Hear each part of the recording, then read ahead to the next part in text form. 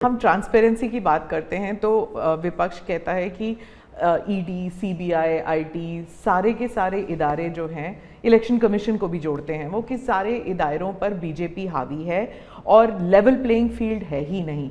मतलब they already making the ground कि election जो है वो फेयर नहीं हो सकता। इसमें एक भी कानून मेरी सरकार ने नहीं बनाया, चाहे ईडी हो, सीबीआई हो, चाहे इलेक्शन कमीशन। ऊपर से हमने तो इलेक्शन कमीशन में सुधार किए हैं।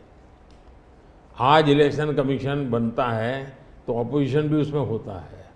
पहले तो प्रधानमंत्री एक फाइल पे साइन करके इलेक्शन कमीशन बना देता था, और जो उनके परिवार के साथ निकट जुड़े थे ऐसे ऐसे लोग इलेक्शन कमिश्नर बने थे। ऐसे लोग इलेक्शन कमिश्नर बने थे जो वहाँ से निकलने के बाद राज्यसभा के मेंबर बने, उनकी सरकार के मिनिस्टर बने। ऐसे इलेक्शन कमिश्नर बने थे जो कांग्रेस के बाद में कैंडिडेट बने, और इसलिए हम उस लेवल पे प्ले नहीं कर सकते। तो हमारा लेवल प्ले फील्ड हो ही नहीं सकता, हम ऐसे बन ही नहीं सकते। हम अच्छे रास्ते पर जाना चाहते हैं, हम उस रास्ते पर जाना नहीं चाहते। दूसरी बात है, आखिर ईडी सीबीआई कैसे बनी? ईडी वगैरह का आप देखेंगे या इलेक्शन कमीशन का अपने एक कहावत है, नाच न जाने आंगन टेढ़ा। और इसलिए कभी ईवीएम का बहाना निकालेंगे, कभी मूलतः पराजय के लिए वो कुछ रीजनिंग अभी से सेट करने में लगे हैं ताकि पराजय उनके खाते में न चढ़ जाए। वो कह रहे हैं लड़े कैसे आप? या तो ऑपोजिशन लीडर्स को जेल में डाल रहे हैं, या फिर अगर वो आपकी पार्टी में आ गए तो सारे पाप धुल गए। कितने ऑपोजिशन लीडर जेल में हैं? कोई मुझे बताए। और क्या यही ऑपोजिशन लीडर उनके सरकार चलाते थे? या जेल का डर है? हाँ, डर तो पाप का होता है जी, ईमानदार को क्या डर होता है? मेरे यहां भी तो उन्होंने मेरे होम मिनिस्टर सबको जेल में डाल दिया था। दूसरा, ईडी की बात करते हैं। आप गुजरात के बारे में कह रहे हैं जब आप मुख्यमंत्री? हाँ, मैं मुख्यमंत्री था।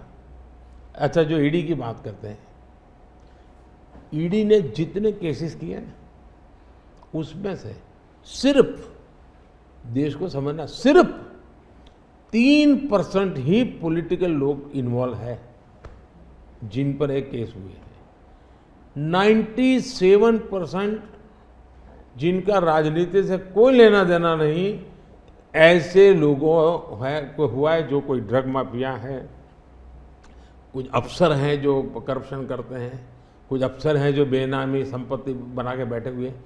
97% केस उन पर हुए हैं, जेलों में वो लोग गए हैं। अच्छा, मजा देखिए, ईडी एक स्वतंत्र संस्था को काम कर देना चाहिए, नहीं करने देना चाहिए? बनाई क्यों भाई? 2014 से पहले ये संपत्ति अटैच करने का ईडी को अधिकार है।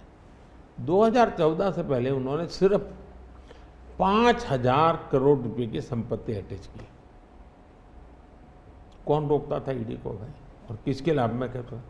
मेरे कालखंड में गलत काम करने वालों की 1 लाख करोड़ रुपए की संपत्ति अटैच हुई है। क्या ये देश की जनता का पैसा नहीं है? दूसरा आंकड़ा तो आप और हैरान हो जाओगे।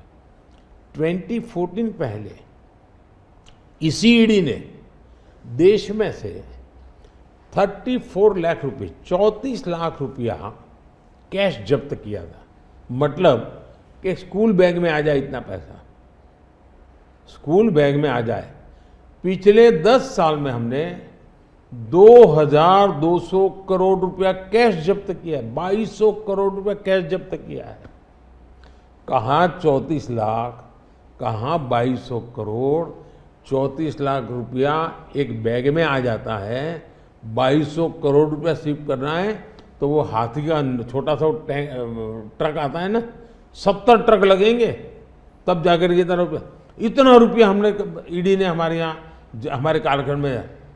इसका मतलब ये है कि ईडी सही काम कर रही है। कैश पकड़ा है भाई, लोग पकड़े नहीं, कैश भी पकड़ा है। और मेरा ये कमिटमेंट है जी, मैं ये कन्विंस हूं कि भ्रष्टाचार ने देश को तबाह करके रखा है। हमें देश में से भ्रष्टाचार के खिलाफ लड़ाई लड़नी चाहिए पूरी ताकत से लड़नी चाहिए और ये मेरा व्यक्तिगत रूप से मेरा ये कन्विक्शन बना हुआ है।